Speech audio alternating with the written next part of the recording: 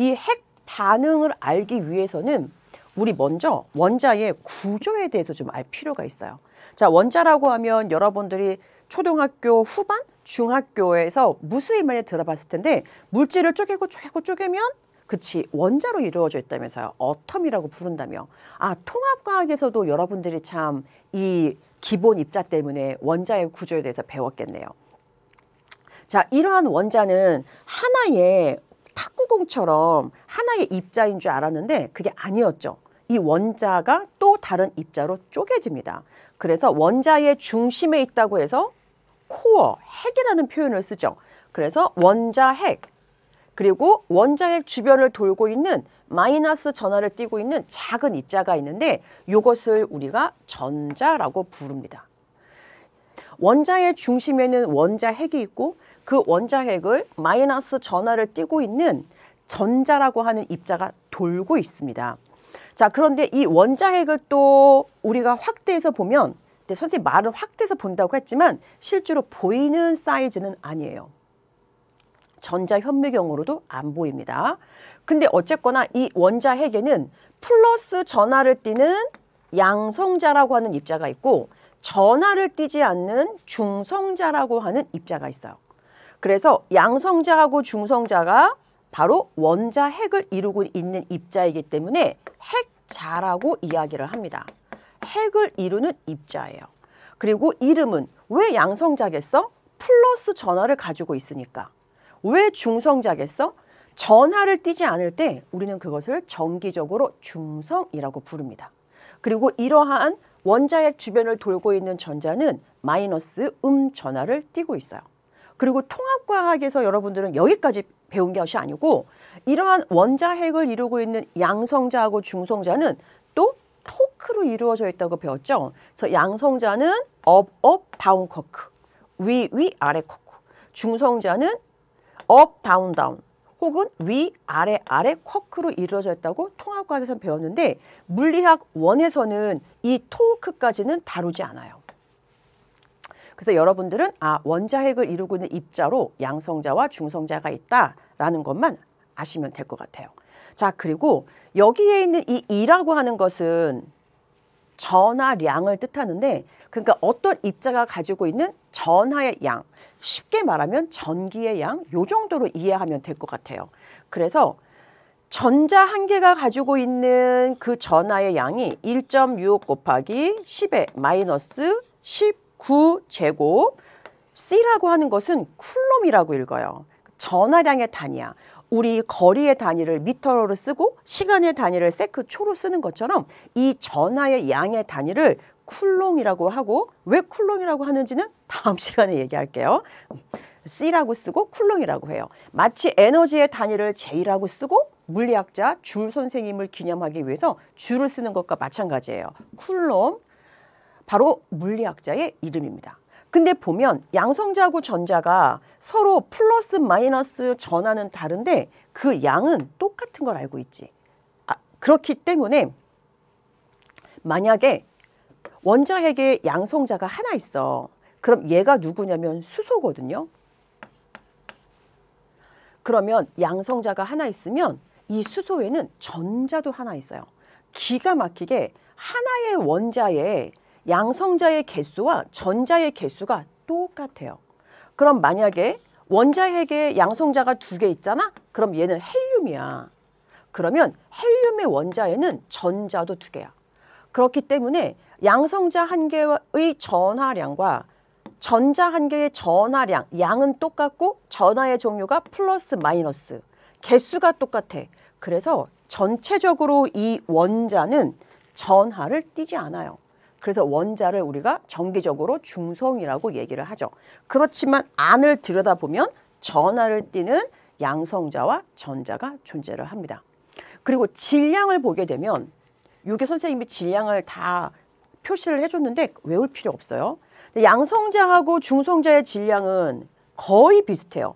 여기서 아주 조금 차이가 나지. 양성자의 질량과 중성자의 질량은 거의 비슷한데 전자의 질량하고 비교해봐. 지수가 달라. 전자의 질량은 양성자, 중성자에 비해서 매우 작아요. 거의 1830분의 1밖에 안 돼. 그러니까 우리가 보통 원자의 질량이다. 그러면 양성자와 중성자의 질량이 원자의 질량 대부분을 차지한다고 생각하면 돼요. 자, 그러면 우리가 이렇게 원자의 구조까지 이야기를 하는 이유가 핵 반응 때문이잖아. 이 핵 반응은 원자핵이 다른 원자핵과 융합하거나 하나의 원자핵이 다른 원자핵으로 쪼개지거나거든요. 그러니까 우리의 관심이 어디냐면 원자핵에 있어요. 양성자와 중성자로 이루어진 이 원자핵만 우리가 다루게 될 거예요. 원자핵을 표현하는 방법이 있어요. 이거 외워야겠죠. 물리에서는 원자핵을 이렇게 표현해. 그러니까 여러분들 이거 외워야 되고 외우면 돼. 어려운 게 아니에요. 자, 그래서 원자핵을 표현할 때 이게 어떤 누구의 원자핵이냐, 누구인지 존재를 말해줘야 되겠죠. 그래서 원자핵을 표기할 때 우리가 원소 기호를 그대로 사용을 해요. 그럼 보통 C라고 하면 탄소를 얘기하니까 아, 얘는 탄소의 원자핵이구나.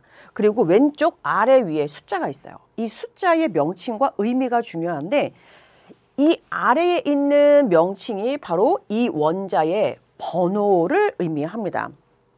그러니까 여러분들도 학급에 번호가 있잖아요. 보통 기역, 니은, 디귿 순서로 하잖아. 그것처럼 이 원자들도 100여 종류가 넘는 원자들이 존재를 해요. 이 지구에. 그렇기 때문에 우리가 쉽게 다루도록 넘버링이 되어 있어요. 그럼 어떻게 번호를 줄 거냐? 그래서 물리학자들이 약속한 게 원자핵 속에 들어있는 양성자의 개수로 넘버를 매겨요. 그럼 무슨 얘기야?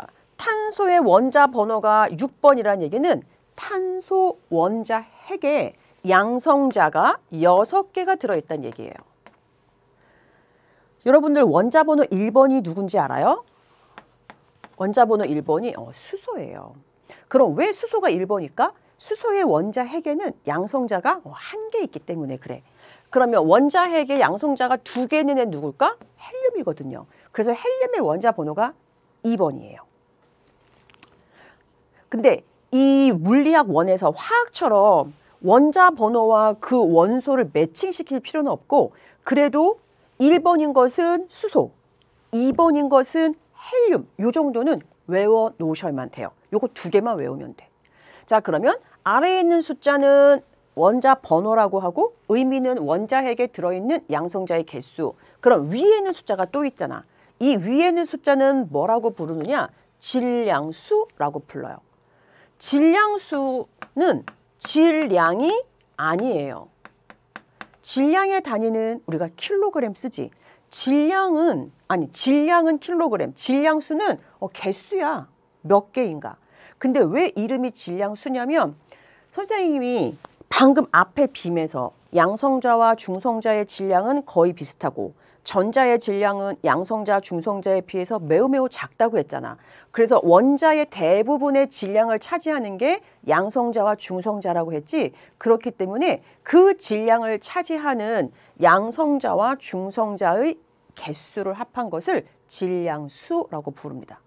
그러면 이 탄소 원자핵의 질량수가 13이라는 것은 무슨 얘기야? 원자핵 속에 양성자가 6개 있다는 것을 원자 번호를 통해서 알았잖아. 자, 그러면 중성자의 개수는 양성자와 중성자의 개수를 합한 게 13이니까 이 탄소 원자핵에는 중성자가 7개가 있겠구나. 그래서 양성자 개수와 중성자 개수를 합해서 질량수가 13이 되는 거예요.